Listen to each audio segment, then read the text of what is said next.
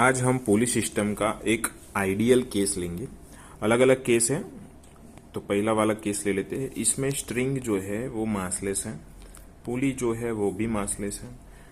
फिर no friction between pulley and string, string और pulley के बीच में जो फ्रिक्शन है वो है ही नहीं, तो पूरा आइडियल केस है। तो अगर आइडियल केस है और आपको पूछता है कि इस सिस्टम का एक्सीलरेशन क्या है और स्ट्रिंग में टेंशन क्या है, दोनों चीज हम कैसे ढूंढेंगे देखते हैं। तो पहले तो क्या करो, ये जो फोर्स है, मतलब ये जो जितने भी फोर्स है उसको आप ड्रॉ करो। तो ए हो जाएगा इस मास का mg और ए हो जाएगा इस मास का mg। अब इधर हम दोनों मास सेम ले रहे हैं पहले केस में, तो अगर दोनों मास सेम है तो आप थोड़ा इमेजिन करो, तो ये दोनों फोर्स जो है आपको लगेंगे सेम डायरेक्शन में, लेकिन पुली की वजह से दोनों हो जाएंगे अपोजिट डायरेक्शन में। तो हम इमेजिन भी कर सकते हैं कि अगर ये मास नीचे जाएगा तो ये मास कहाँ जाएगा, ऊपर, पुली की वजह से। तो यहाँ पे ए जो mg है इस mg का अपोजिट डायरेक्शन में होगा, तो वो दोनों कैंसिल कर देंगे। अगर कैंसिल करते हैं तो क्या होगा, तो हमारा जो नेट फोर्स है वो हो जाएगा जीरो। जो हमारा नेट फोर्स है वो हमारा जीरो हो जाएगा। अगर नेट फोर्स जीरो है तो सिस्टम का एक्सीलरेशन भी क्या होगा, जीरो हो जाएगा। सिस्टम का एक्सीलरेशन भी जीरो हो जाएगा। तो यहाँ पे अगर सिस्टम इक्विलिब्रियम में है तो स्ट्रिंग के अंदर टेंशन कैसे ढूंढेंगे हम।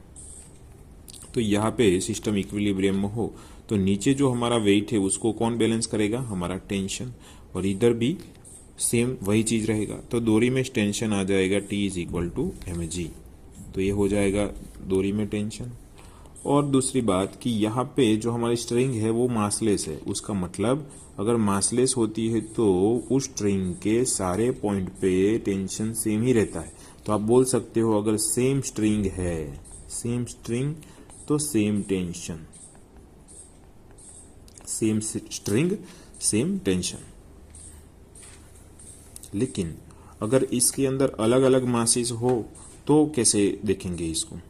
तो यहाँ पे सबसे पहले फिर से यहाँ पे भी आइडियल है, दो जो स्ट्रिंग्स है वो मासलेस है, पुली भी मासलेस है, फ्रिक्शन नहीं है, और दो मास है जो अलग अलग है।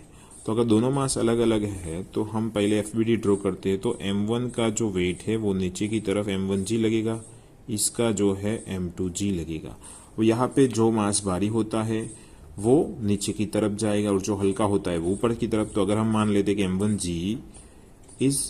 m1 is greater than m2, तो ए सिस्टम जो है यहां से नीचे जाएगी और ए ब्लॉक ऊपर जाएगा। ओके, तो पहले यहाँ पे एक्सीलरेशन ढूंढेगी, क्योंकि यहाँ पे इक्विलिब्रियम होगा नहीं, क्योंकि दोनों फोर्स अलग अलग हैं और कैंसिल भी नहीं करेंगे। तो एक्सीलरेशन का इक्वेशन क्या होता है, तो acceleration is equal to net force by total mass, net force by total mass. तो एक्सीलरेशन इज इक्वल टू, तो ये ज्यादा फोर्स है तो m1g माइनस m2g हो गया हमारा एफ नेट, और टोटल मास है m1 प्लस m2। तो ये एक्सीलरेशन हो गया। यहाँ पे कुछ रट्टा नहीं मारना है, बस ये मेथड सीख लेनी है कैसे करना है। तो m1g minus m2g upon m1 plus m2, ये एक्सीलरेशन मिल जाएगा आपको। कुछ भी मिल सकता है, g/2, g/3, g/4, बराबर। तो ये मिलने के बाद फिर से हम यहाँ पे देखेंगे, तो यहाँ पे इस ब्लॉक पे m1 ब्लॉक के ऊपर दूरी तो एक ही है, तो एक टेंशन एक के ऊपर इक्वेशन लगाएंगे तो काम हो जाएगा, क्योंकि सेम दूरी सेम टेंशन है।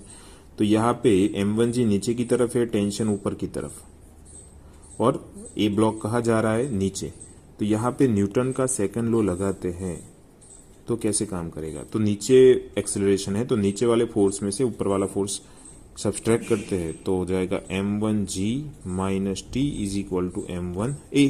अब देखो इस इक्वेशन में हमें यहाँ से a मिल जाएगा, दोनों मतलब a मास भी पता है, g भी पता है, तो हमें क्या मिल जाएगा, टेंशन। तो आप यहाँ पे भी लगा सकते हो और इस ब्लॉक पे भी लगा सकते हो। ये ऊपर जा रहा है तो ये हो जाएगा t minus m2g is equal to m2a। यहाँ पे क्या हो जाएगा, ऊपर टेंशन ऊपर की तरफ लग रहा है और एक्सीलरेशन भी ऊपर है, तो ऊपर वाले फोर्स में से नीचे वाला फोर्स सब्सट्रैक्ट होगा।